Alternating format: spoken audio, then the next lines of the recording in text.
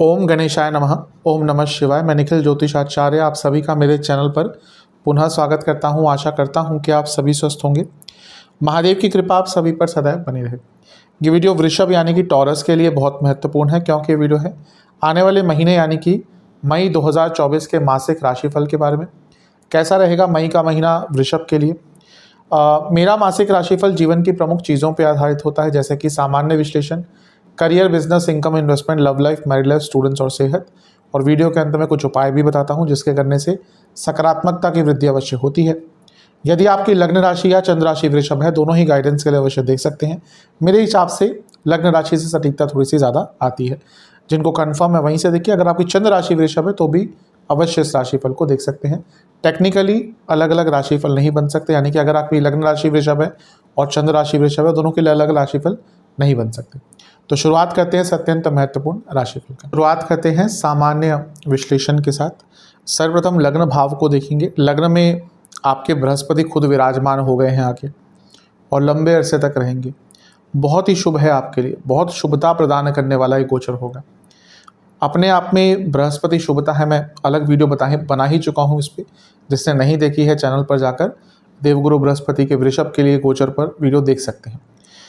अपने आप में बृहस्पति का लग्न में आना बहुत अच्छा है। यहाँ पर विशेषता ये है कि लाभेश हैं आपके लिए और लग्न में आएंगे, यानी कि कई प्रकार के लाभ आपके लिए लेके आएंगे।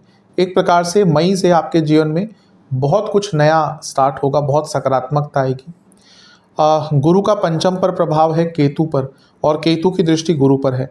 एक प्रकार से ये आध्यात्मिक जर्नी भी आपकी स्टार्ट होगी। आप में से कई लोग अध्यात्म के प्रति आगे बढ़ेंगे, भाग्य उनका साथ देगा, भौतिकता भी रहेगी जीवन में, और कहीं ना कहीं धर्म के प्रति, अध्यात्म के प्रति, मोक्ष के प्रति, स्पिरिचुअलिटी के प्रति, इन सब चीज़ों के प्रति भी आपकी जो आस्था है बढ़ेगी। गुरु अपने आप जब लग्न में आते हैं तो धार्मिक जगहों के दर्शन कराते हैं। तो बहुत संभावना है कि आप में से कई लोग शायद मई के महीने में ही किसी धार्मिक स्थल पर जाने का कुछ ना कुछ प्लान बनाएंगे। और यहाँ पे तो गुरु बहुत लंबे समय तक रहेंगे, तो पूरा वर्ष ही अच्छा है, लेकिन जब गुरु आते हैं तो अपना प्रभाव दिखाते हैं। तो हो सकता है, और क्योंकि अष्टमेश है, अचानक से कोई किसी तीर्थ यात्रा पर जाने का अवसर प्राप्त हो। अष्टमेश है गुरु, यानी कि कोई छुपा हुआ धन, वहाँ से भी लाभ हो सकता है, एंसेस्ट्रल प्रॉपर्टी से भी लाभ हो सकता है। तो एक गुरु का जो गोचर है ये आपके लिए बहुत अच्छा है। मेरा प्रयास रहेगा कि गुरु और शनि और राहु केतु, इनका जो म्यूचुअल प्रभाव है उन पर एक वीडियो जल्दी बनाऊं, क्योंकि ऐसा हो रहा है कि आने वाले एक साल करीबन ये सारे ग्रह मिलकर कुछ भावों पर दृष्टि डालेंगे और उसको बहुत एक्टिवेट कर देंगे। लेकिन गुरु का लग्न में आना कहीं ना कहीं आपके लिए बहुत श्रेष्ठ रिजल्ट देकर जाएगा। कि मान के चलिए कि गुरु का लग्न में होना लकी होता है। कई लोगों का जीवन तभी बदलता है जब गुरु की लग्न पर दृष्टि क्या लग्न में उनका गोचर आता है। लाइफ चेंजिंग इवेंट होता है। क्योंकि देखिए, ऐसा नहीं है ना कि गुरु हर साल आ रहे हैं, हर 6 महीने में आ रहे हैं, हर 2 साल में आ रहे हैं, नहीं, 12 साल बाद आ रहे हैं और फिर 12 साल बाद आएंगे। तो इसीलिए ये जो समय होता है लाइफ चेंजिंग होता है, और आप देखेंगे कि आपके जीवन में बहुत पॉजिटिव इम्पैक्ट इसका धीरे धीरे देखने को मिल जाएगा आपको। लग्न पर किसकी दृष्टि है? लग्न पर किसी भी ग्रह की दृष्टि नहीं है। केतु का प्रभाव अवश्य है, दृष्टि द्वारा बात कर चुके हैं कि ज्ञान आपका बढ़ेगा। लग्न के स्वामी पर भी नज़र डालनी चाहिए। लग्न के स्वामी शुक्र हैं और वो 19 तारीख तक करीबन आपके 12वें घर में रहेंगे। 12वें घर के शुक्र भौतिकता के रूप से तो बहुत अच्छे हैं, धन, संपन्नता, पैसा, इन सब के लिए बहुत अच्छे हैं।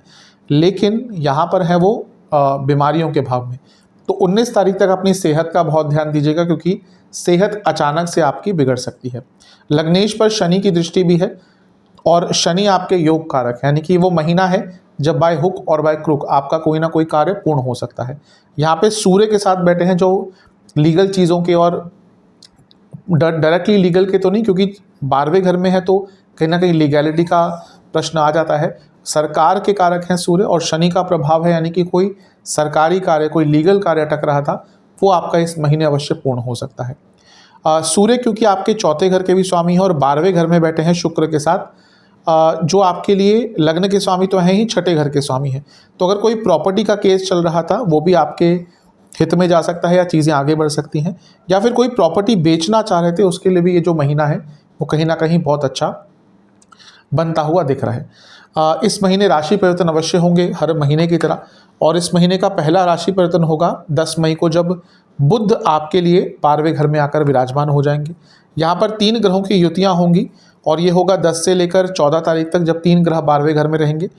विदेश से बहुत लाभ आ सकता है, अचानक से लाभ आ सकता है, क्योंकि बुध धनेश भी हैं। लेकिन जब 12वां घर इतना एक्टिवेट हो जाता है तो बहुत संभावना है कि 10 तारीख से 15 तारीख तक आपका खर्चा भी अचानक से बहुत बढ़ जाए। तो उस पर थोड़ा नियंत्रण रखेंगे। और तबीयत का भी आपको सबसे ज़्यादा इसी टाइम यानी कि 9-10 तारीख के आसपास से 14-15 तारीख तक ध्यान बहुत रखना है। राहु और मंगल की युति होगी। युति तो पहले से ही हो गई थी, लेकिन अब ये अकेले हो गए, यानी कि जो अंगारक दोष बन रहा है वो बहुत अच्छा रूप यहाँ पर दिखाएगा। अच्छा क्यों कह रहा हूँ? क्योंकि 11वें घर में है। देखिए, किसी भी दोष को पूरा अच्छा पूरा बुरा नहीं कहना चाहिए। गजकेसरी योग भी कहीं ना कहीं बहुत अच्छा कहते हैं, लेकिन उसका बुरा प्रभाव भी होता है। जातक दूसरों के लिए अच्छा करता है, अपने लिए या अपने घर वालों के लिए अच्छा नहीं करता। उसी प्रकार से अंगारक दोष, इसका 11वें घर में बनना कहीं ना कहीं बहुत अच्छा होता है। पैसा बढ़ेगा, थोड़ा सा अनकन्वेंशनल तरीके से पैसा बढ़ेगा। जो टेक्निकल फील्ड के लोग हैं उनके लिए पैसा बहुत बढ़ेगा। और कहीं ना कहीं यहाँ पे इच्छाएं दोनों ग्रह मिलकर पूरी कर सकते हैं, क्योंकि राहु कहीं ना कहीं कलयुग के सबसे स्ट्रॉन्ग ग्रह हैं और मंगल की ऊर्जा उनको प्राप्त हो गई। जो मंगल अपनी राशि में आने के लिए तत्पर है, यानी कि जो उनका अगला गोचर होगा उनका अपनी राशि में होगा। और इसके साथ ही मंगल आपके सप्तमेश भी हैं और 12वें घर के स्वामी हैं। पुनः दिखा रहा है कि विदेश से संबंधित आपको इस महीने बहुत लाभ मिल सकता है, क्योंकि राहु के साथ भी बैठे हैं। तो ये जो जोड़ी है ये भी आपको अच्छा प्रभाव देगी। ध्यान बस ये देखना है, गुस्सा और इच्छाओं का जो वेग है वो बहुत बढ़ जाएगा, तो उस पर नियंत्रण रखिएगा। शनि 10वें घर में है, अच्छा प्रभाव देंगे, लंबे अरसे तक अच्छा प्रभाव देंगे। इस महीने और 1-2 गोचर होंगे। सूर्य आपके 14 मई को आपके लग्न भाव में आकर विराजमान हो जाएंगे और ये बहुत उच्च कोटि का राजयोग बनेगा। कारण क्या है कि सूर्य आपके चतुर्थेश हैं और केंद्र के स्वामी हैं। उनका लग्न में आना यानी कि राजयोग बनाना। इसके साथ ही वो गुरु के साथ है जो खुद लाभेश है, यानी कि ये भी कंफर्म करा कि प्रॉपर्टी से कोई लाभ हो सकता है। कोई प्रॉपर्टी खाली पड़ी थी वो रेंट पर चढ़ सकती है और बेचकर भी प्रॉपर्टी लाभ कमाया जा सकता है। और गुरु सूर्य अपने आप में भाग्य योग होता है। क्यों? क्योंकि काल पुरुष की कुंडली में गुरु भाग्य स्थान के स्वामी है, सूर्य पंचम के स्वामी है। ये लक्ष्मी योग भी है, भाग्य योग भी है। तो ये कंफर्म है कि महीने के मध्य भाग के बाद आपका जो लाभ है वो और तेज गति से बढ़ेगा।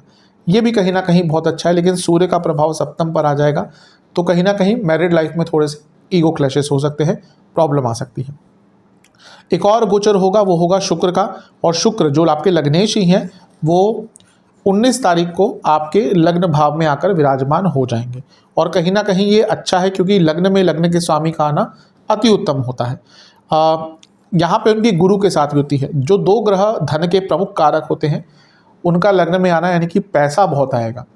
और उनकी सूर्य के साथ युति यानी कि कुछ सरकारी कार्य अटक रहे थे, कोई लीगल कार्य अटक रहे थे, कोई फैमिली कार्य अटक रहे थे, वो सब भी यहाँ पे आपके पूर्ण होंगे।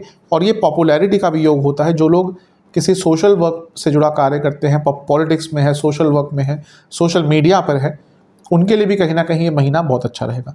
तो ओवरऑल इस महीने की शुभता बहुत अच्छी दिख रही है। सेहत का ध्यान दीजिएगा और खर्चों पर कंट्रोल कीजिएगा, अदरवाइज तो ये महीना आपका अच्छा ही प्रतीत होता है।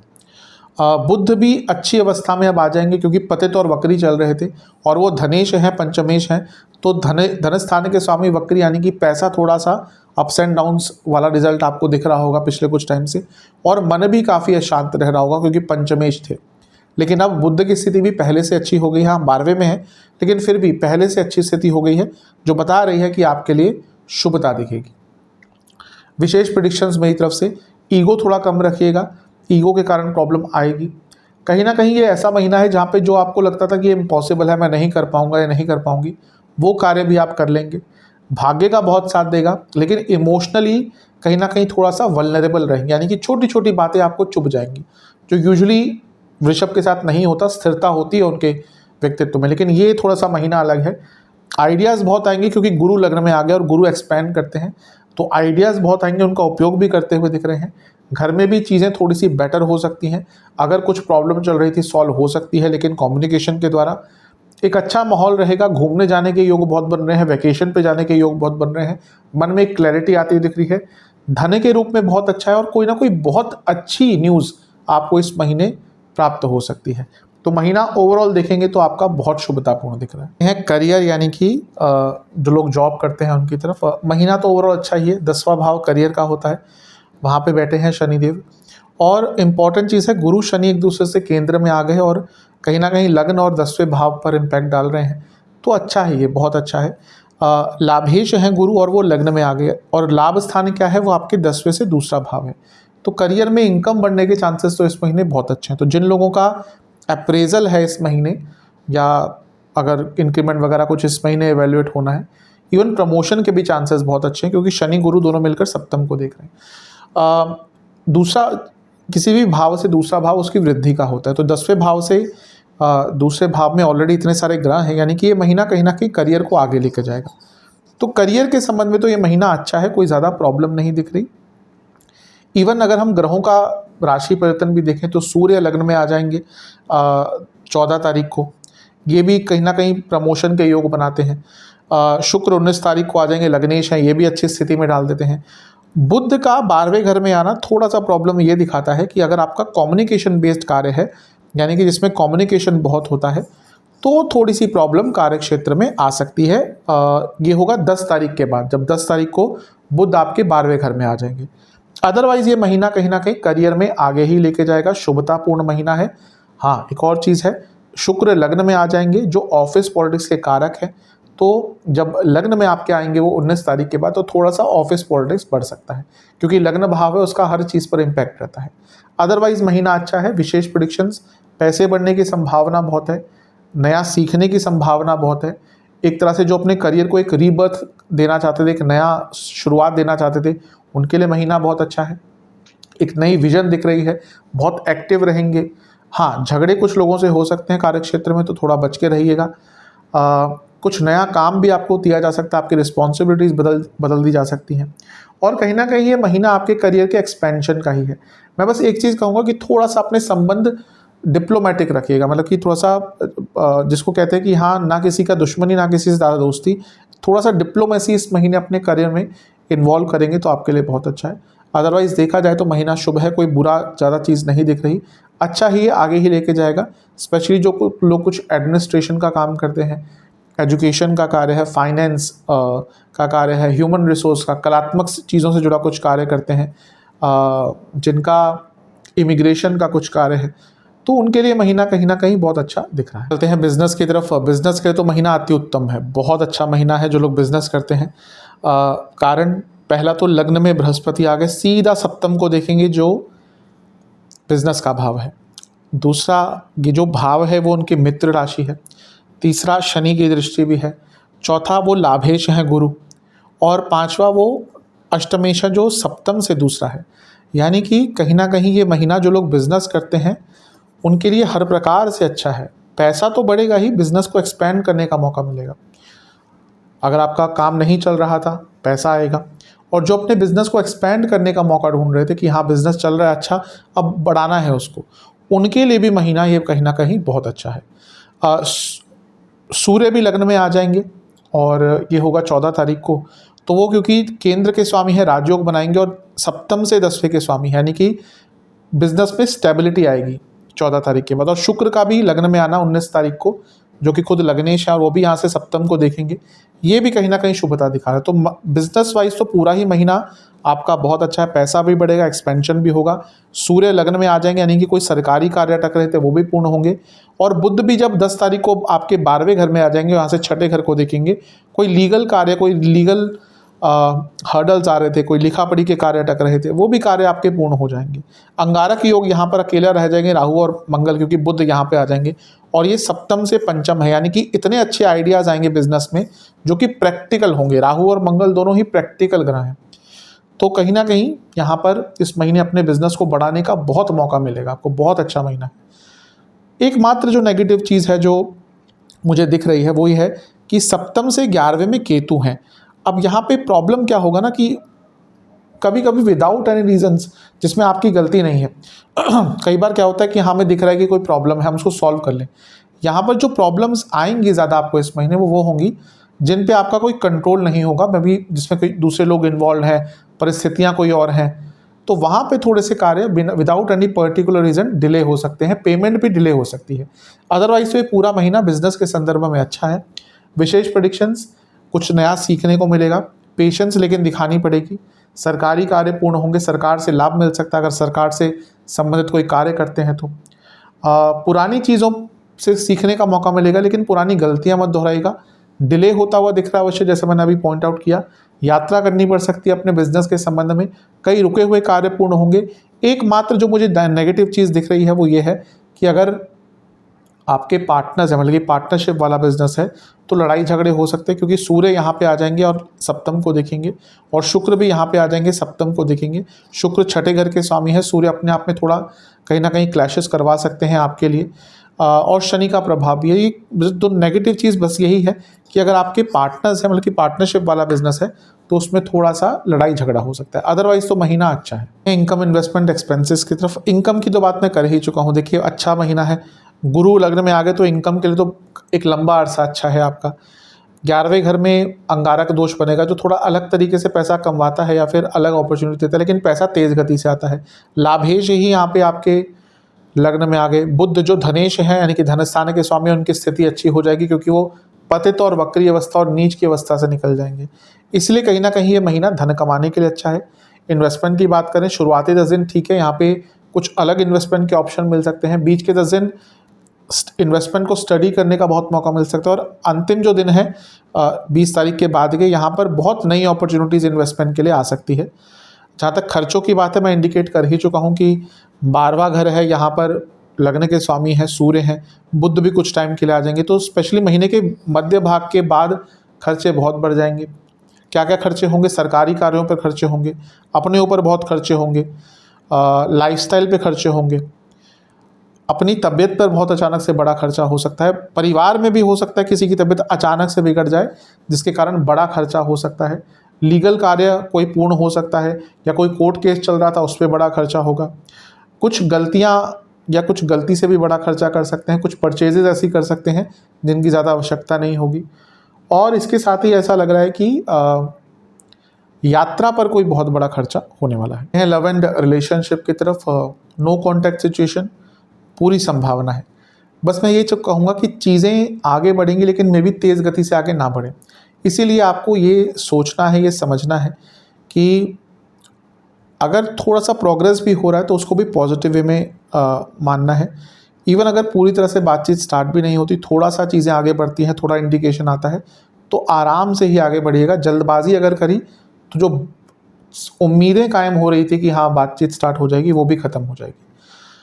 नए रिलेशनशिप की भी संभावना है, क्योंकि गुरु लग्न में आगे पंचम को देखेंगे। यहाँ केतु हैं पंचम में, तो आराम से रिलेशनशिप स्टार्ट नहीं होने देते, लेकिन शुक्र जब 19 तारीख को लग्न में आएंगे, उसके बाद नया रिलेशनशिप स्टार्ट करने की संभावना बढ़ जाती है। जो लोग ऑलरेडी रिलेशनशिप में है, देखिए ठीक ठाक समय है। जैसे मैंने कहा पंचम में केतु हैं, ये प्रॉब्लम्स तो क्रिएट करते रहेंगे, अभी लंबे समय तक रहेंगे। पंचम से छठे में भी शनि है, जो कहीं ना कहीं आर्ग्यूमेंट्स भी बहुत करवाएंगे, लेकिन लग्न में बृहस्पति का आना नहीं कि चीज़ों को ठीक करने का अवसर मिलेगा। शुक्र भी लग्न में आ जाएंगे 19 तारीख को, नहीं कि रोमांस बढ़ेगा। तो ठीक ठाक सा महीना है, बहुत बुरा तो नहीं कहूँगा। ध्यान रखने वाली बातें, विशेष प्रेडिक्शंस, महीना सेंसिटिव रहेगा। यानी कि कभी कभी ऐसा टाइम होता है कि हमारे पार्टनर्स या हम भी, सबके साथ ही होता है, वैसे तो हर मजाक सह लेते हैं, छोटी छोटी बातों को इग्नोर कर देते हैं, कभी कभी कोई सेंसिटिव टाइम आता है कि हाँ हमारे साथ किसी ने मजाक भी किया तो भी हमें बुरा लग जाता है। वैसा ही ये महीना पूरा रहेगा, तो कोई ऐसी बात मत छेड़िएगा जो आपको पता है कि अच्छी नहीं लगती आपके पार्टनर को। चेंजेस उनके बर्ताव में और उनके व्यक्तित्व में बहुत आ रहे होंगे, ये भी सामान्य है, हर व्यक्ति बदलता है। अगर आप अपने आप को भी देखेंगे, हाँ हम अपने आप को ऑब्जर्व नहीं कर पाते, लेकिन किसी और को भी देखिए, हर व्यक्ति जैसा अभी है शायद आज से 3 साल बाद उनके व्यक्तित्व में चेंजेस आएंगे ही, क्योंकि यही तो एक जीवन है कि हाँ हम आगे बढ़ते हैं, नया सीखते हैं, कुछ भुगतते हैं, कुछ प्राप्त करते हैं, फिर जीवन में बदलाव आते हैं। तो उनके नेचर को समझने का प्रयास कीजिए, क्यों बदल रहे हैं, या कुछ अगर नेगेटिव रूप आ रहा है उनका तो वो भी क्यों हो रहा है, उसकी रूट तक पहुंचने की कोशिश कीजिए। सबसे इंपॉर्टेंट चीज़ इस महीने की है टाइम। अपने पार्टनर को टाइम दीजिएगा, जहाँ पे स्पेशली उनके लिए टाइम निकाले। यूजुअली क्या होता है, रिलेशनशिप जब स्टार्ट होने वाला होता है तब तो व्यक्ति बहुत डेस्परेशन भी दिखाता है, इन्वॉल्वमेंट भी दिखाता है, और कहीं ना कहीं बहुत एफर्ट्स भी दिखाता है। लेकिन जब रिलेशनशिप पुराना हो जाता है तो वो फॉर ग्रांटेड चीज़ें हो जाती हैं, और कभी कभी वही प्रॉब्लम क्रिएट करती है। तो ये महीना आपको एंश्योर करना है कि आप अपने पार्टनर के लिए अलग से टाइम निकालें, जो उनको ये पता चले कि हाँ आप उनके लिए अलग से एक समय निकाल रहे हैं, उनकी वैल्यू कर रहे हैं। ये बहुत इंपॉर्टेंट रहेगा। लड़ाई झगड़े हो सकते हैं, जैसे ही सूर्य लग्न में आएंगे देखेंगे आप लड़ाई झगड़े होंगे, ईगो क्लैशेस, तो एक दूसरे की फैमिली पे कोई व्यंग्यात्मक चीज़ मत बोलिएगा। और कहीं ना कहीं कम्युनिकेशन पर आपको बहुत ध्यान देना है। कम्युनिकेशन एक ऐसी चीज़ है जिसके दम पर इस महीने में चीज़ों को सुधारा जा सकता है। तो बुरा महीना तो नहीं कहूँगा, जो चीज़ें मैंने कही हैं उन पर, नेगेटिव चीज़ें कही हैं उन पर बहुत ध्यान दीजिएगा। आते हैं वैवाहिक जीवन की तरफ, ठीक ठाक सा महीना, थोड़ी सी प्रॉब्लम है। अब गुरु की दृष्टि है तो ठीक है, गुरु संभाल लेते हैं। प्रॉब्लम यह है कि शनि की दृष्टि भी है और बनी रहेगी। उससे बड़ी प्रॉब्लम है कि सूर्य जब लग्न में आ जाएंगे 14 तारीख को, तो वे सप्तम को देखेंगे। तो प्रॉब्लम्स महीने के मध्य भाग के बाद मैरिड लाइफ में पड़ना शुरू होंगी। काफ़ी हद तक दिक्कत परेशानी रहेगी, लड़ाई झगड़े होंगे। सप्तमेश यानी कि मंगल, वो भी अंगारक दोष बनाकर राहु के साथ बैठेंगे, राहु केतु एक्सेस में, यानी कि अचानक से चीज़ें बदल जाएंगी, अचानक से लड़ाई झगड़े हुआ करेंगे, अचानक से इनकन्सिस्टेंसी मैरिड लाइफ में आएगी। और कहीं ना कहीं ट्रस्ट इश्यूज़ बहुत होंगे। जिनके already trust issues married life में चल रहे हैं उनके लिए महीना अच्छा नहीं रहेगा। गुरु क्योंकि अष्टमेश है तो ये अचानक से मैरिड लाइफ में परिस्थितियां बदल सकता है। एक और प्रॉब्लम यह है कि शुक्र लग्न में आ जाएंगे, जो हम कहेंगे कि हाँ शुक्र तो प्यार के कारक है, रोमांस के कारक है, वो तो सप्तम को देखेंगे तो अच्छा है। लेकिन मैं तभी कहता हूँ कि ज्योतिष में कभी भी एक चीज़ को लेकर नहीं प्रिडिक्शन दी जानी चाहिए। ठीक है, रोमांस के कारक हैं, शुभ ग्रह हैं, लेकिन छठे घर के स्वामी भी तो हैं, और छठा भाव सप्तम से 12वां है। जिन लोगों की मैरिड लाइफ में बहुत प्रॉब्लम्स चल रही थी ऑलरेडी, कहीं ना कहीं ये महीना वैसा है जहाँ पर डाइवोर्स तक बात अचानक से बढ़ सकती है, वो एस्केलेट हो सकती है बात। तो ये महीना जैसे जैसे आगे बढ़ता जाएगा वैसे वैसे मैरिड लाइफ में प्रॉब्लम भी बढ़ती रहेगी। बहुत शुभ महीना नहीं कहूँगा, डिस्कम्फर्ट लेके आ रहा है महीना, थोड़े से परिस्थितियाँ बदलेंगी। मे बी आप अपने फ्यूचर को लेकर इनसिक्योर रहें, अपने करंट लाइफ पार्टनर के साथ आप फ्यूचर को ना देखते हो, उसके कारण भी चीज़ें बदलेंगी। लड़ाई झगड़े भी होंगे, पैसों की बात को लेकर बहुत प्रॉब्लम्स होगी। तो बहुत शुभ महीना तो मैं नहीं कहूँगा मैरिड लाइफ को लेकर। बृहस्पति एक मात्र ग्रह है, तो कहीं ना कहीं थोड़ा सा अगर आप पेशेंस दिखाएं, बड़ों को इन्वॉल्व करें प्रॉब्लम्स में, या कोई गाइडेंस लें अपने मैरिड लाइफ को ठीक करने के लिए, तो चीज़ें ठीक रह सकती हैं। काउंसलिंग लें, क्योंकि ये सब गुरु के अंडर ही आते हैं। घर के बड़े लोग हैं, उनकी राय लेना, काउंसलिंग लेना, ये सब गुरु के अधीन है। तो वही चीज़ें हैं जिनके मैरिड लाइफ में प्रॉब्लम्स आ रही हैं, यही चीज़ें मैरिड लाइफ को बचा सकती हैं, वरना तो प्रॉब्लमेटिक टाइम रहेगा। स्टूडेंट्स की तरफ चलते हैं, एग्ज़ाम से स्टार्ट करेंगे। देखिए महीना वैसे एग्ज़ाम्स के लिए अच्छा ही है, क्योंकि सबसे पहली चीज़ तो है कि बुध की स्थिति थोड़ी ठीक हो जाएगी 10 मई से। शुरुआती 10 दिन है, यहाँ पे थोड़ी प्रॉब्लम हो सकती है, क्योंकि बुध यहाँ पे भी नीच अवस्था में होंगे और शुक्र 12वें घर में होंगे, लग्नेश है। प्रॉब्लम है कि तबीयत बिगड़ सकती है, तो अगर आपका कोई एग्ज़ाम है और तबीयत बिगड़ गई तो प्रॉब्लम होगी। बीच के 10 दिन तो बहुत अच्छे हैं, और अंतिम दिन जो है 20 तारीख के बाद के, वो भी बहुत अच्छे हैं। तो एग्ज़ाम के लिए तो जो शुरुआती 10 दिन को छोड़कर महीना अच्छा है। वैसे स्टूडेंट्स की बात करें तो देखिए पंचम में केतु हैं, जो स्टडी के लिए ठीक होते हैं, और पंचमेश की अवस्था भी 10 तारीख के बाद अच्छी हो जाएगी, यानी कि बुध जो 12वें घर में आ जाएंगे और अपनी नीच की अवस्था, पतित अवस्था, वक्री अवस्था से निकल जाएंगे। कुछ दिनों के लिए बुध आदित्य योग भी बनाएंगे, और 12वें घर में है तो विदेश जाने के लिए जो स्टूडेंट्स ट्राई कर रहे थे उनके लिए भी टाइम अच्छा है। शनि की दृष्टि भी बुध पे रहेगी, जो योग कारक है, यानी कि स्टूडेंट्स के अटके हुए कार्य पूर्ण होंगे। तो ये महीना स्टूडेंट्स के लिए अच्छा है। बस जिनका एग्जाम है शुरुआती 10 दिन नेगेटिव दिख रहे हैं।